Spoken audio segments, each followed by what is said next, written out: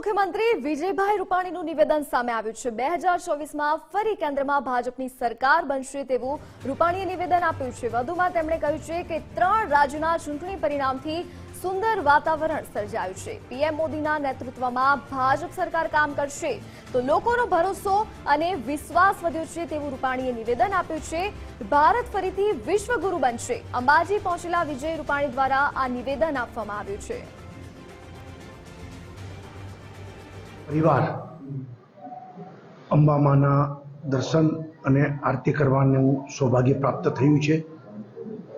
मां पासे प्रार्थना करी छे कि छेल्ला घणा समयथी एटले के छेल्ला 10 वर्षथी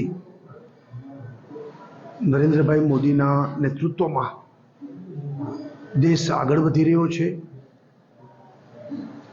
भारत विश्वगुरु बनवा जई रह्यो छे त्यारे हजू पण વધુ 5 વર્ષ